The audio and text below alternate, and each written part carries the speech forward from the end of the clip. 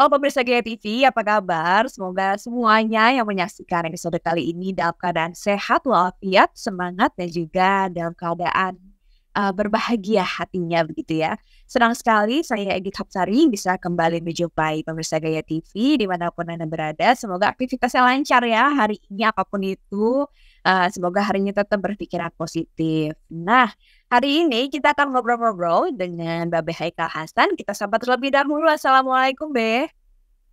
Waalaikumsalam, selamat pagi teman-teman semua. Gaya TV yang makin jaya, makin top, makin keren. Amin. Gimana kabarnya, Be? Makin keren juga dong. Amin. Mudah-mudahan semua pemirsa juga makin mantap, makin menatap ke depan, makin mempertimbangkan akal sehat, hati nurani dalam menentukan nasib Anda ke depan. Oke, nasib kita atau nasib negara nih, Be? Oh ya, nasib negara. Benar-benar nasib perorangan yang menimbulkan akhirnya keluarga yang akhirnya menimbulkan RT RW akhirnya menunjukkan kelurahan, kecamatan, wali kota, provinsi, dan akhirnya menjadi negara. Kita mulai dari pribadi masing-masing. Oke, waduh. Dimulai dengan kata-kata yang positif ya, jadi semangat gitu ya. Be, by the way, Yes. lagi rame lagi ya belakangan ini, beberapa hari ini, karena ada partai politik yang menggelar event besar nih. Ini saya sengaja pakai warna ungu nih, karena belum ada partai yang warnanya ungu gini ya. Betul. Saya juga pakai warna apa ini? Maaf nih, saya nggak bisa lihat. Warna apa baju apa? Oh, bukan. Merah apa? Merah bit? Merah abu-abu kata anak saya. Merah abu-abu. Itu kayak kalau lipstick itu mauve gitu ya. Kalau saya ini ungu BTS Army. Oke. Belum ada partai kayak gini. Belum ada. Belum ada nih. Adanya kuning, biru, merah, apalagi orange, apalagi dan lain-lain. Wah, begitu beragamnya ya partai di Indonesia ini. Tapi Be, dalam memilih pemimpin itu Be, penting nggak sih buat mempertimbangkan partai pengusungnya? Begini, sebelum masuk ke sana, izinkan saya menyampaikan ini. Dulu kita punya 3 partai saja, ya, yaitu nomor 1 P3, nomor 2 Partai Golkar, nomor 3 Partai PDI. Nah, 3 partai itu. Nah, saya yang mengalami masa itu, ya, karena saya kelahiran, ya, udah tua juga sih. Pokoknya di bawah tahun 70 udah lahir. Ya. Sektor.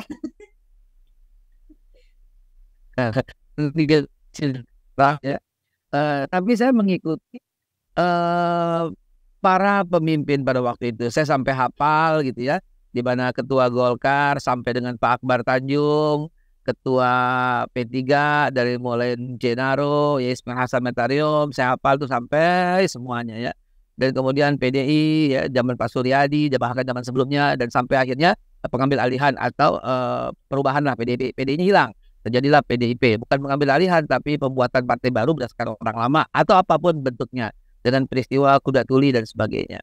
Saya melihat gitu ya, seiring dengan perkembangan sekarang kok kita sudah mengabaikan jati diri bangsa. Bangsa Indonesia itu bangsa yang besar loh. Bahkan dari Aceh sampai Papua itu sama dengan dari London sampai Teheran. Come on, London ke Teheran itu melewati berapa negara? Ya, hitung aja. Di negara Eropa ada berapa gitu ya. Masuk sampai ke daerah Iran gitu ya. Come on, ini luar biasa. Luar biasa. Satu Indonesia sama dengan 80-an negara. 80-an negara sama dengan satu Indonesia. Kalau kita lihat negara lain punya suku cuma 4, misalnya di Malaysia, atau 2 di Singapura, atau bahkan sukunya suku sedikit lah di Amerika, misalnya dengan suku Indian aslinya, Indian Cherokee, Indian Cherokee merah, dan suku datang itu orang bule, itu Amerika doang. Begitu juga di Australia, misalnya tetangga kita, sukunya cuma aborigin, dan kemudian dengan para pendatang yang Inggris, orang Inggris ya, dan dikit. Tapi tahukah keadaan di Indonesia, teman-teman? Di Indonesia ada 714 suku. Come on. Dari sisi bahasa, coba kita lihat. Saudi Arabia dari ujung ke ujung bahasanya satu, bahasa Arab. Amerika di semua negara bagiannya bahasanya Amerika, gitu kan. Inggris juga demikian. Eropa tergantung negaranya, negara Belanda bahasa Belanda, negara Jerman bahasa Jerman, negara Prancis bahasa Prancis. At least there's only one gitu loh ya. Kita dari Aceh sampai Papua, dari Sabang sampai Merauke, dari Pulau W sampai Pulau Roti, itu ada 630 bahasa. No one country like Indonesia, man, gitu loh. Kalau mereka cuma secepluk, pluk, pluk, pluk, pluk, pluk, pluk, satu pulau, satu pulau, satu pulau, kita ada 13.700 pulau. Message apa yang akan saya sampaikan di pertemuan ini? Message-nya adalah Indonesia itu terlalu besar untuk dikuasai oleh satu orang atau satu partai. Terlalu besar. Indonesia harus bersama-sama membangun. Ya, Indonesia harus bersama-sama membangun. Karena kalau cuma sendiri tidak bisa. Kalau cuma satu partai tidak bisa. Indonesia itu terlalu besar, terlalu hebat, terlalu kuat. Sehingga kebersamaan dalam mengelola Indonesia adalah keharusan. Begitu. Karena nggak akan mungkin, maka terjadilah diktator, terjadilah kekerasan verbal, terjadilah dan seterusnya yang tidak kita inginkan. Apalagi moral kita ini ya sudah hampir tidak ada contoh. Padahal pendidikan moral Pancasila yang kita unfortunately entah siapa yang bikin kurikulum merdeka ini. Mengapa mengurangi jatah moral? Mengapa menambah jatah fisika, kimia, dan sebagainya? Yang nyata-nyata dibutuhkan dalam eksak, tapi kan tidak dibutuhkan dalam pergaulan, dalam beraktivitas. Gitu. Hendaklah dikembalikanlah seperti kurikulum tahun 70, tahun 80, di mana masih menjunjung tinggi moral. Begitu. Jadi moral itu sangat penting dalam mengelola bangsa dan kebersamaan dalam juga sangat penting. Jadi istilahnya kerakyatan yang dipimpin oleh hikmah kebijaksanaan dalam permusyawaratan perwakilan serta keadilan sosial harus kembali menjadi pijakan. Tetap 5 sila, tidak trisila, tidak ekasila. Begitu. Oke, begitupun dengan struktur partai dan juga sistem demokratisasi yang ada di dalamnya begitu ya, Bea. Tapi kan nggak mudah ya buat menyatukan berbagai elemen bangsa Indonesia gitu dalam sebuah partai yang merupakan ya sistem politik kita. Karena kita kalau mau memilih pemimpin, sistem yang berjalan saat ini harus ada partai gitu. Kalau di bahasa politik kan the necessary evil gitu ya. Ya, evil gitu. Tapi ini iya betul. Di balik pro kontranya gitu kan, memang perlu partai untuk menjadi kendaraan bagi calon pemimpin ini ya. Apalagi nanti dalam pemilihan umum dan juga pilkada. Tapi ciri-ciri partai yang kira-kira sedikit banyak bisa merepresentasikan masyarakat Indonesia tuh seperti apa sih? Begini, semua partai, ketum partai itu tidak boleh menjadi penentu. Ketum partai itu menjalankan amanah Kongres. Kalau di Kongres itu dikembalikan kepada ketum, misalnya hak prerogatif ketum, mohon maaf, itulah diktator yang sebenarnya. Demokrasi yang dibungkus dengan diktator jauh lebih jahat daripada diktator itu sendiri. Diktator itu kelihatan, nyata. Tapi kalau mengemasnya dengan demokrasi, itu jahat sekali. Ketua umum partai, hendaknya menjalankan amanah konstitusi daripada partai itu. Bukan sebagai penentu kebijakan dan arah. Kalau begini ceritanya, maka tidak ada yang namanya kebersamaan, musyawarah, mufakat, nggak ada. Begitu. Jadi baliklah kepada jati diri bangsa yang sebenarnya, yaitu demokrasi Pancasila. Demokrasi Pancasila yang dicanangkan oleh para pahlawan-pahlawan kita adalah yang terbaik saat ini buat bangsa. Nggak bisa. Jangan pura-pura menjalankan Pancasila, tapi menginjak-injak Pancasila.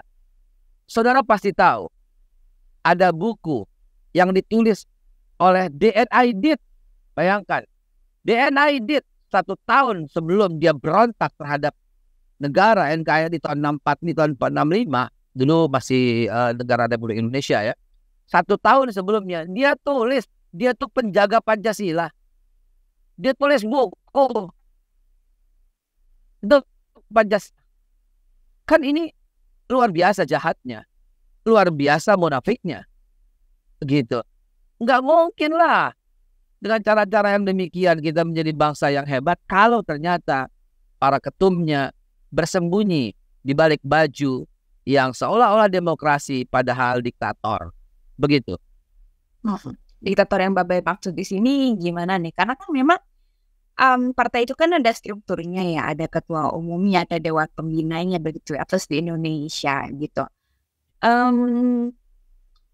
Apakah partai yang sebelum baik gitu, saya potong sedikit. Ya. Maaf, saya potong sedikit. Bicara soal ketum, saya belum ucapkan selamat tuh pada Kaisang yang telah jadi ketum PSI. Mengagetkan Babe? Babe kaget atau Ya, udah mendukung? Saya ketika jadi gini, nah ini nih yang merupakan daging dari ucapan kita nih ya. Ketika Presiden Jokowi hadir dalam sebuah rapat yang diselenggarakan oleh PDIP, Presiden itu duduk di depan, tapi senyumnya itu sangat tidak mengasihkan untuk dipandang karena sang pemimpin di depan berkata, kesian deh. Saya kalau menyebutnya tidak bisa nama karena beliau adalah presiden. Kesian dah presiden ya, dalam tanda kutip ya, Pak Jokowi tentunya. Ya, kesian deh katanya. Ya artinya kalau bukan karena PDIP beliau ya kesian lah begitu. Terus terang saya saat itu walaupun saya tidak memilihnya, walaupun saudara semua tahu bahwa saya adalah salah satu ketua juru debat daripada Pak Prabowo pada waktu 2019 ya. Dan saya juga jurkamnas untuk Jawa Tengah dan Eropa pada waktu itu. Di samping saya juga sebagai salah satu kepanjangan inilah pembicaraan lah dalam acara-acara televisi tentang pembelaan terhadap Pak Prabowo. Dan saya tidak memilih Pak Jokowi pada waktu itu. Namun melihat presiden kita yang udah jadi itu Pak Jokowi digituin, saya tuh merasa gak enak gitu loh. Kok gini sih? Kan right or wrong, this is our country gitu. And right or wrong, this is our leader gitu ya. Bagus jeleknya dia adalah pemimpin, tapi gak pantas juga digituin. Dan itu yang membuat ketersinggungan ya Mas Kaisang, Mas Gibran, ya mungkin Pak Jokowi sendiri. Cuman karena senyumnya ya dibalut rasa itu kalau body language bilang this is a fake smile. Ya, itu senyum palsu tuh ya, senyum fake smile. Ya, saya bisa membaca karena tidak ada crow's in eyes, tidak ada apa namanya bigger than pupil eyes gitu ya. Banyaklah tanda-tandanya. Dan pada waktu itu Mas Kaisang, Mas Gibran dan lain-lain mungkin sekali tersinggung banget dengan ucapan itu. Itu bapak gue loh. Bahkan saya lihat di Twitter beberapa tulisan dari beberapa teman yang merepresentasikan mungkin ya akan justru PDIP kalau nggak ada Pak Jokowi justru tidak akan menjadi partai besar sebesar ini. Jadi penambahan angka semua justru terdongkrak karena Pak Jokowi dan seterusnya. Oke, kita tidak masuk ke dalam kemelut yang ada di dalam partai itu, di mana kader-kader potensialnya kok pada hengkang begitu ya, berarti ada yang jengah gitu, ada yang muak, ada yang tidak satu sejalan lagi dengan pola demokrasi diktator dan diktator demokrasi yang diterapkan. Sekali lagi selamat ya Mas Kaisang, Anda sudah sejajar dengan Ibu Megawati. Anda sudah sejajar dengan Pak Prabowo Subianto. Anda sudah sejajar dengan para ketum-ketum lain ya. Mudah-mudahan Anda menjaga ucapan karena belakangan ada ketum juga yang mulutnya harus diberi kesopanan lah sedikit ya. Karena apa? Karena ketum itu harus bicara yang luas, yang besar. Bukan urus campur rumah tangga orang lain. Ketum itu harus hebat. Ketum itu harus bicara ke depan masa depan bangsa. Gitu ya, bukan urusin laki bini orang lain. Ketum itu mesti hebat. Mesti bicara soal nasib, mesti bicara soal bagaimana hutang bagaimana pengurangan daripada hutang-hutang Indonesia ke depan, bagaimana meningkatkan produktivitas, bagaimana meningkatkan hasil bumi. Itu yang dibicarakan seorang ketum, gitu ya. Bukan urusin laki bini orang, dan bukan ngurusin sindiran-sindiran yang sangat tidak produktif dan tidak memberi contoh bagi masa depan Indonesia ke depan. Oke, daripada nyindir-nyindir langsung aja jadi ketum gitu ya, Be ya. Makanya gitu ya, ya ampun. Apa nggak ada ucapan yang lebih produktif? Mari kita menatap masa depan Indonesia dengan berkolaborasi, dengan berdemokrasi. Ya ampun, urusan dapur di ojek-ojek, urusan ranjang di ojek-ojek itu konyol itu, gitu ya. Nggak pantas lah menurut saya kalau ketum berbicara soal yang remeh-temeh, gitu ya. Ke depan lebih baik, karena seseorang itu diukur dari prestasi. Orang diukur itu dari apa? Dari kapabilitasnya, dari kapasitasnya, gitu loh.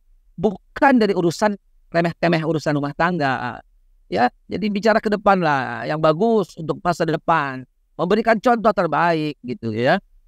Dan tentunya kalau umpamanya mau bicara belak-belakan juga banyak juga loh, ada ketum yang menipu dengan sekuritas, ada ketum yang diproses oleh polisi tapi nggak jalan karena mencantumkan para petinggi di jajarannya. Ada ketum yang bikin perusahaan, terus istri anak-anaknya masuk ke dalam itu dan kemudian mengambil duit, kemudian kabur gitu ya, kemudian menghilang. Kemudian ada mungkin bukan ketum ya, ada beberapa lah mungkin ya, itu pelaku para penjahat gitu ya, yang pantas dihukum gitu ya, nggak pantas menduduki satu jabatan yang terhormat, nggak pantas. Siapa dia? Ya mungkin ada beberapa zaman dulu barangkali ya, mungkin teman sekarang udah tobat barangkali. Tanpa menyebut nama partai, ini silakan dicari sendiri ya ketum mana yang begitu, dan ditandain berarti jangan dipilih ya, Be ya. Oh jangan, hendaklah dipilih orang yang tegas dalam menjalankan amanah Kongres, bukan tegas menurut nafsu pribadi. No, jangan begitu gitu ya.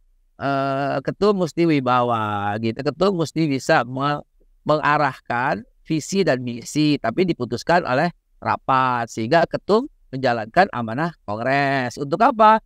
Untuk Indonesia ke depan lebih baik begitu. Itu gagah itu ketum. Itu cocok dengan bangsa. Sebagaimana saya awali, bangsa Indonesia bangsa yang besar, bangsa Indonesia bangsa yang hebat, bangsa Indonesia bangsa yang sangat terpandang. Dengannya, Indonesia harus menjadi contoh dan suri tauladan bagi bangsa-bangsa lain ke depan. Begitu. Amin ya, Be ya. Be, tadi menarik kayaknya kalau dari cerita yang Babe kemukakan gitu, tersirat bahwa dengan majunya Kaisang sebagai ketum PSI ini merupakan apa ya? Sinyal pemberontakan itu bisa dibilang sinyal kekecewaan begitu ya, atas apa yang alami oleh ayahnya sendiri, yakni Jokowi sebagai presiden. Nah, kalau PSI ini kan akhirnya selama ini kan tegak lurus dengan Pak Jokowi. Nah, dengan majunya Kaisang sebagai ketum PSI ini, kira-kira arah politiknya akan berbelok kemana nih menurut Babe? Saya menggarisbawahi ucapan Bapak Luhut Binsar Panjaitan ketika dalam sebuah wawancara dengan Mbak Rosiana Silalahi. Mbak Rosiana Silalahi dengan cerdasnya berkata, Pak Luhut, Pak Jokowi itu berpihak kemana sih? Ke Pak Prabowo atau ke Mas Ganjar? Pak Luhut tidak menjawab. Dan lucunya, Mbak Rosiana Silalahi tidak menyebutkan nama Anies Baswedan yang udah pasti nggak didukung oleh Pak Jokowi. Ya, sehingga pertanyaannya menjurus kepada dua orang. Dan cerdasnya Pak LBP itu berkata, Rosi, kamu juga sudah tahu lah begitu. Dan Rosi juga berkata, iyalah Pak, saya juga sudah tahu. Ya ngapain kamu tanya? Ya ngapain saya jawab? Kata Pak Luhut begitu kan. Dan kemudian akhirnya Pak Luhut juga keceplosan bahwa Pak Jokowi itu pasti mendukung orang yang tidak banyak mengaturnya. Nah, ini berarti isyarat jelas banget gitu. Isyaratnya jelas banget gitu. Bahwa presiden tidak suka diatur-atur. Dan kita juga tahu selama ini siapa yang atur Pak Jokowi. Yang ngatur siapa? Ini kata Pak Luhut, Pak Presiden tidak suka tuh diatur-atur demikian, ya disetir-setir lah, maknanya kayak begitu ya. Dan kita sama-sama tahu, Mas Ganjar kan nggak pernah ngatur presiden, ya, tapi Mas Ganjar pun diatur oleh apa? Oleh PDIP, karena dia petugas partai. Oke, jadi kira-kira akan sedikit berubah ya arah haluan dari PSI dengan majunya Kaisang sebagai ketum ini. Ini nanti Kita tentunya lihat ke depan, ditunggu-tunggu ya. kita jadi kental politik nih. Oke, kembali ke laptop. Nah, kayak gitu. Karena kan kalau kita ngomongin partai politik kan luas sekali, apalagi koalisi yang masih cair sekali menuju deadline pendaftaran capres-cawapres ini kan, Be? Betul, betul, betul, betul. Tinggal sisa waktu 11 hari lagi. Mari ke depan kita lihat 11 hari yang akan datang apa yang terjadi terhadap peta perpolitikan kita. Begitu pemirsa dan Mbak Egit. Oke, mantap ya. Nah, seperti biasa kita menutup dengan solusi ya. Kalau di episode sebelumnya mungkin kita bisa membeberkan kriteria pemimpin yang layak untuk dipilih, begitu. Mungkin dari Babe sendiri ada kriteria-kriteria khusus nggak untuk memilih partai politik yang kira-kira bisa merepresentasikan Indonesia dan bisa ya more or less demokratis begitu. Baik, melihat dari struktur geopolitik bangsa ini yang begitu luas, yang begitu banyak suku, ras, kelompok, dan golongan, yang begitu banyak organisasi-organisasi baik keagamaan maupun yang kenasionalan, baik begitu banyak lembaga-lembaga profit maupun non-profit, begitu banyak keanekaragaman yang ada di sini, begitu luas dan bahkan begitu jauh jenjang pendidikannya, yang profesor beberapa orang saja, mungkin 1-1,5%, yang S2 mungkin tinggal 2 atau 4-5%. Dan akhirnya yang paling banyak adalah yang belum berpendidikan. Akhirnya saya memutuskan untuk memilih orang yang betul-betul memiliki wawasan patriotisme dan struktur daripada dia berada di posisi ketum, ya. Kenapa? Karena bisa mengarahkan arah partai, kan lagi tugas partai. Dan jiwa patriotisme ini harus dimiliki, harus kuat gitu loh. Dan tentu saat ini kalau saya berpendapat dari jalur militer itu mudah-mudahan bisa menjaga kedaulatan bangsa. Rempang, Eco City adalah sebuah fakta, wajah rezim yang asli, wajah oligarki yang asli. Ya, kenapa? Karena Rempang tidak memperdulikan lagi. Oh, kan sudah dialokasikan ke rumah susun. Ya Anda dulu dong tinggal rumah susun kalau mau. Cobain aja tinggal di rumah susun kayak apa. Yang biasanya dia buka dengan halaman luas terpampang. Tak biru lagi lautku, gitu. Tak ramah lagi jalan. Rapat, tak rapat lagi jalanmu. Tak senyum lagi nelayanku. Come on. Itu kan ditempatkan lagi. Ya coba aja kamu tinggal dulu. Kenapa terus mendesak-desak? Kenapa harus tergesa-gesa? Kenapa harus sekarang? Kenapa harus mengatakan pokoknya investasi harus tetap jadi? Hey, come on. Sebegitu pentingkah? Kalau tidak ini Indonesia hancur gitu? 16.500 hektar Pulau Rempang itu yang akan digunakan itu hanya 5.700. Masih ada 9.000 hektaran lagi. 9 hektaran lagi, maaf. Ya. 5, come on, 9.000. Ayolah gitu loh. Open your eyes gitu loh. Butuh pemimpin yang kuat yang mengatakan no, ini soal kedaulatan. Apalagi Rempang itu berada di jalur sutra. Langsung berbatasan dengan Laut Cina Selatan. Apakah Anda ingin membuka sebuah front tentang panasnya hubungan Amerika-Cina? Apakah sudah kita putuskan bahwa kita akan berpihak kepada Cina timbang Amerika? Bukankah amanah bangsa ini non-blok? Tidak harus, tidak boleh, jangan sampai sedikit pun untuk berpihak kepada Cina ataupun Amerika. Mau kemana jadi diri bangsa sebenarnya? This is not about investasi. This is real about unity of Indonesia. Indonesia akan hancur lebur berantakan kalau satu demi satu pertahanannya diduduki oleh orang-orang asing. Mereka kan buka pabrik. No. Coba lihat izinnya. Izin itu dikeluarkan tahun 2004. Dan untuk pariwisata. Dan kita tahu, 2 tahun setelah izin itu dikeluarkan, harusnya kalau nggak digunakan dicabut. Siapa yang bermain di balik ini semua? Kenapa semua sepakat untuk tidak berpihak kepada rakyat? Ke depan kita harus memiliki orang, pemimpin yang berani mengatakan no demi kedaulatan, demi persatuan, demi kesatuan, untuk keutuhan bangsa. Merdeka. Siap ya, mantap sekali. Sesuai dengan slogan Gaya TV ya, Bea. Terima kasih Bang Haikal Hasan atas insight-nya hari ini. Semoga ini bisa menjadi bekal untuk berpikir dan juga memilih pemimpin Indonesia di Februari nanti. 1 hari untuk 5 tahun yang akan datang. Terima kasih sekali lagi, Be. Semoga lancar aktivitas hari ini. Begitu pula pemirsa Gaya TV. Semoga urusan dan aktivitasnya dilancarkan. Sehat-sehat selalu. Sampai ketemu lagi di lain kesempatan. Assalamualaikum warahmatullahi wabarakatuh. Saya Gita tadi pamit undur diri. Terima kasih pemirsa. Waalaikumsalam warahmatullahi wabarakatuh.